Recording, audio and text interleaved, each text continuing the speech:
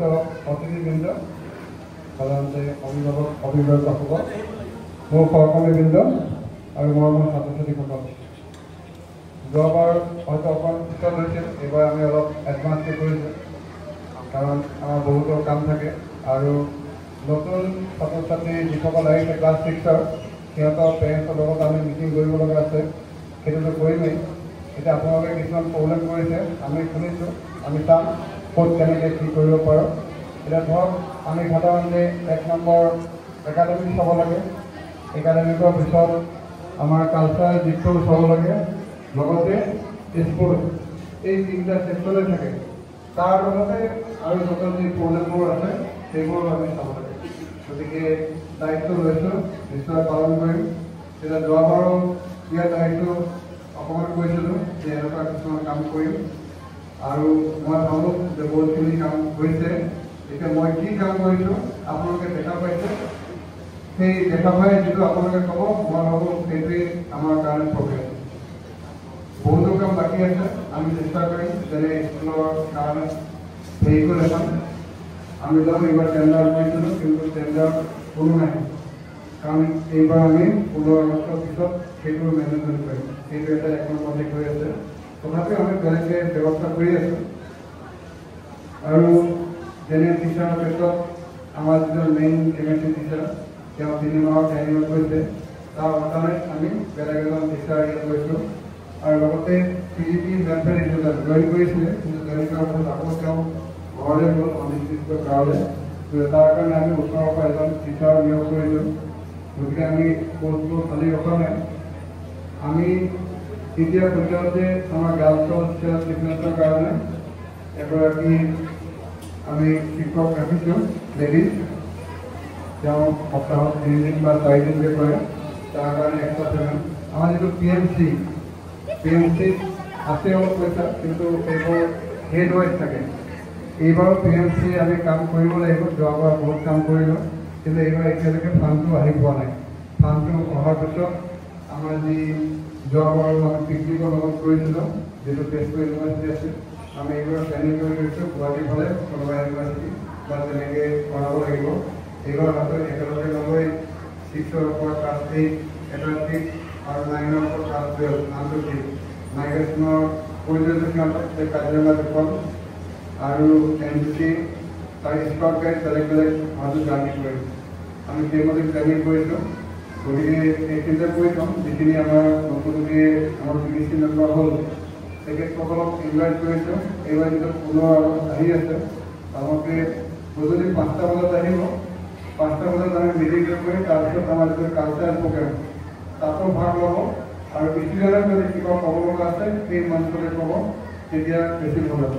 কাৰণ এইটো আমি PDC মেম্বাৰসকলৰ কাৰণে বা পেৰেণ্টৰ কাৰণে, ইয়াত ষ্টুডেণ্ট আমি যদি বিচাৰোঁ তেতিয়া জাগাৰ অভাৱত ৰাখিব নোৱাৰে। গতিকে সেইটো অপেন মঞ্চ গধূলি, গতিকে সেইটো কৰা যাব। কিছুমান পইণ্ট আছে, যেনে পেৰেণ্টছৰ ভিজিট, পেৰেণ্টছে যেতিয়া তেতিয়া আহিব নোৱাৰিব, কিন্তু ছেকেণ্ড ছেটাৰডে আমি 4th গ্ৰেডৰ পিছত এলাউ কৰিছোঁৱে। সাধাৰণতে আপুনি দেখিছোঁ গাড়ীবোৰ বাহিৰতে থাকে, মানুহৰ অহা যোৱা কৰা ৰাস্তা দিগদাৰ। গতিকে আমি প্লেনিং কৰিছোঁ যে পেৰেণ্টবোৰে স্পেচিয়েলি ছেকেণ্ড ছেটাৰডে যেতিয়া আহিব 4th গ্ৰেডৰ পিছত একেবাৰে গাড়ীৰ ভিতৰত সোমাই দিব পাৰিব, য'ত দিব হয় তাৰপিছত বস্ত্ৰ কৰি 3টা বজাত তাতে উঠি গ'লে হ'ল, তেতিয়াহে ভাল হ'ব। আৰু PDC মেম্বাৰে বা পইণ্ট মেম্বাৰ যেতিয়া ইচ্ছা তেতিয়াতো আহিব নোৱাৰে। কোনোবা কৈছিলে যে দুপৰীয়া আহি এনেকৈ বাহিৰত ৰাখিব লাগে। প্ৰথমতে হেৰি কৰিছোঁ, আমাৰ একাডেমিকটো যাতে ডিষ্টাৰ্ব নহওক। আৰু কিছুমান পেৰেণ্ট আছে চাকৰি কৰে, কিছুমানে বিজনেছ কৰে, সকলোৱে কামটো কৰে। গতিকে দিনৰ ভাগত যদি ষ্টুডেণ্ট নাথাকক তেতিয়াও নাহিলে ভাল। কিবা কাৰণত ঘৰলৈ গ'ল, ঘৰলৈ যোৱা সময়টো হ'ল 3টাৰ পিছত, কাৰণ তেতিয়া আস্পষ্ট থাকে একাডেমিকত, যোন MOD তেওঁ থাকে বা প্ৰিন্সিপাল থকা হয়। যদি কাকো কাৰো কোৱাৰ্টাৰত যাবলগীয়া হয়, কিন্তু তাৰ বাহিৰে বেলেগ সময় হ'লে কোনোবা টিচাৰে হয়তো ক্লাছ কৰাৰ পিছত গৈছে, নিজে ৰান্ধিছে, তেনেকুৱা সময়ত যদি ষ্টুডেণ্টবোৰ যায়, তেওঁ হয়তো ঘৰত থকা সময় নিশ্চয় ড্ৰেছটো অলপ কেন্দ্ৰ আকৌ ষ্টুডেণ্টৰ কাৰণে যদি ড্ৰেছটো সলাই আহিব লগা হয়, সেই আটাইখিনি দিশ চাই আমি এইটো ফিক্স কৰিছোঁ যে যদি ঘৰলৈ যাব লগা হয় ষ্টুডেণ্ট বিশেষ কামত 3টাৰ পিছত আহিব পেৰেণ্টছ, চবকে পাব। হেৰি কৰিব আৰু যদি কিবা কাৰণত ঘৰ যোৱাৰ পিছত ৰাতিপুৱা আহিব পাৰে তেন্তে 7:30 আগত আহি পেলাই ডিচিজন কৰি যাব পাৰে। এই দুটাই টাইম আমি ফিক্স কৰিছোঁ, তাৰ মাজত আহিব নালাগে। আৰু কিবা কাৰণত যদি কোনোবা পেৰেণ্টছৰ কিবা সম্বন্ধে কথা আছে তেতিয়াহ'লে হাউচ মাষ্টৰৰ লগত কথা পাতি তেওঁৰ ছোৱালী প্ৰিন্সিপালক কণ্টেক্ট কৰি সেইমতে যিহেতু আহিলে বেয়া নহয়। কাৰণ আমি যি গেটত থাকে যেনেকৈ নিজে কি কৰিছোঁ তেওঁলোকে সেইটোৱে পালন কৰিব। কিছুমান পেৰেণ্টছে কয় বোলে যে তোমাৰ কাৰণে এনেকুৱা আছে বুলি, আমি তেওঁলোকক নিজে কৈছোঁ যে মাজত সোমাব দিব নালাগে, যাৰ কাম আছে 3টা বছৰ আহক, তেতিয়া বস্তুটো ভাল হ'ব। এতিয়া আমি দুটাকে ক্ষেত্ৰত মানে কেয়াৰ টেকাৰ নিয়োগ কৰিছোঁ এইবাৰ। তাৰে এটা কি হ'ল, কিবা 2019 পুলিচৰ কেছ আছে, পুলিচে আহি তেওঁক ধৰি লৈ গ'ল, সেইটো কাৰণে চুৰি কেছ, তেওঁক আমি এপইণ্ট কৰিব নোৱাৰোঁ।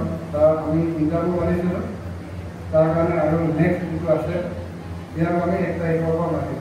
গতিকে এটা দিছোঁ আমি চিনিয়ৰ হোষ্টেলত, এটা দিছোঁ জুনিয়ৰ হোষ্টেলত।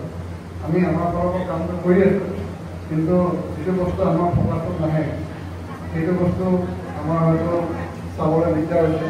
কাৰণ স্কুল বুলি ক'লে প্ৰিন্সিপালৰ পিছত একাডেমিক হ'লে ক্লাছ টিচাৰৰ থাকে, হাউচৰ মেটাৰ হ'লে house master, associate class master আমাৰ নিয়ম আছে। গতিকে যিকোনো বস্তু ডাইৰেক্ট প্ৰিন্সিপালে যি নকৰে, যিটো আমি কিবা এটা হ'লেও সেই হাউচ মাষ্টাৰ কৰিলে ষ্টাফ নাৰ্ছ বা ডক্টৰ তেনেকৈ যাব লাগিব। গতিকে আপোনালোকে মেক্সিমামে জানে। গতিকে আমাৰ যেনেকুৱা ট্ৰেইনিং কৰা আছে বা ওপৰ দিছে আমি সেইমতেই যাব লাগিব। ধৰক এইটো গৰম আছে, ছিজনটোৱে তেনেকুৱা গৰম, গৰমত ইমানেই ফেন চলাওঁ গৰমটো গৰমেই হ'ব, সেইটো আমি চেঞ্জ কৰিব নোৱাৰোঁ। কিন্তু যদি ৱেডাৰ নিজে নিজে চেঞ্জ হয় সেইটো বেলেগ। আৰু ইনফ্ৰাষ্ট্ৰাকচাৰ যেনেকৈ আছে বস্তু তেনেকৈ হ'ব, আমি সেইটো সলাব নোৱাৰোঁ। কিন্তু আমি আগতে যিটো সৰু হৈছে আৰু আমাক লাগে বুলি ইকুৱেশ্যন দিছোঁ, এতিয়া গভৰ্ণমেণ্টে যেতিয়া দিব তেতিয়া আমি বেলেগকৈ কনষ্ট্ৰাকশ্যন কৰিব পাৰিম বা ৰাস্তা এইটো ঠিক হ'ব লাগে বুলি আমি দিছোঁ। আমাৰ ফালৰ পৰা আমি কৰি আছোঁ, যেতিয়া অকণমান গ্ৰাণ্ট হ'ব তেতিয়াহে আমি কৰিব পাৰিম। গতিকে আপোনালোকৰ কিবা পইণ্ট যেতিয়া কেণ্টিনৰ কথা কৈছোঁ, কেণ্টিন দেখিছোঁ অহা বছৰ বন্ধ, কেণ্টিনটো ঠিকে চলি আছে, কিন্তু ইণ্টাৰনেট যদি কোনোবাই বেলেগ ঘৰত পঠিয়াই কিবা আনিছে কিবা কৰিছে এইটো আমাৰ কনচেপ্টত নাই।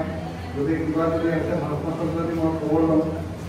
গাৰ্লছৰ জবৰ প্ৰব্লেম আছিলে, আনকি 6, 7, 8 মাতৃসকলক মাতি মিটিং কৰে চব কৰাৰ পিছত এতিয়া গাৰ্লছৰ ক্ষেত্ৰত প্ৰব্লেম একো বহুত মাত্ৰ নহয়। তেনেকৈ বয়জৰ ক্ষেত্ৰত যদি চল্ভ হয় তেতিয়াহ'লে ভালে। কেইদিনমান আগতে সৰু এটাকে মাৰপিট কেছ আছিলে, 8জনক ছাছপেণ্ড কৰিছিলোঁ, আজি তেওঁলোকক সহায় কৰি দিছিলোঁ। তেনেকৈ এতিয়া যদি তেনেকুৱা কিবা হয় ছাছপেণ্ড কৰিব লগা হয় একেবাৰে ঘৰ পইচা একেবাৰে অট'মেটিকৰ পিছত মানে মিনিমাম 3 মাহ বা 6 মাহ। যদি প্ৰব্লেমবোৰ ইয়াত নাথাকে তেতিয়া নিশ্চয় প্ৰব্লেমবোৰ নহয়। গতিকে সেইমতে চাব লাগিব।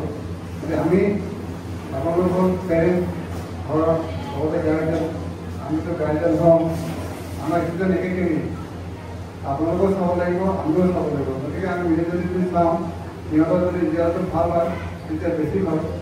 যোৱাবাৰ ক্লাছ 10ৰ 4টা ষ্টুডেণ্ট আছে, 4টা ষ্টুডেণ্টৰ 4টা মেথছতো ফেল, ছায়েন্সতো ফেল। কাৰণ এটা এডিশ্যন ছাবজেক্ট থাকে, যিকোনো এটা ফেল কৰিলে আৰু পাছ হৈ যাব। গতিকে এইবাৰ আমি চেষ্টা কৰিছোঁ যে এই ফেলৰ হেৰিটো নাহক। গতিকে যদি ভাল হয় ৰিজাল্ট যেনে 12ৰ যেনেকৈ ভাল, আমি যিমান এক্সপেক্ট কৰিছিলোঁ তাতকৈ কিন্তু 12ৰ ভালেই হৈছে। কিন্তু 13 যেনেকুৱা কৰিছিলোঁ সেইটো নহ'ল। এইবাৰ আশা ৰাখিম 13টো যেন এটা ফেল নহওক, 12টো নহওকগৈ আৰু ভালকৈ ভাল মাৰ্কছ পাওক। এনে 12ৰ যোৱাবাৰ আছামিজ ছাবজেক্টত 99 আউট অফ 100 এজনী ছোৱালীয়ে পাইছে। আমি বিচাৰিম যে বাকীখনত তেনেকুৱা পাওক। 13টো ওচৰ আছে 98, 99 পাইছে এক্সট্ৰা ছাবজেক্টত, কিন্তু অভাৰঅল সেইমতে অহা নাই কাৰণে আমি ফকাছটো জানিব পৰা নাই। গতিকে আমাৰ মাজত টেলেণ্টেড ষ্টুডেণ্ট আছে, কাৰণ পদুমফুল কথা বগাতে চলে।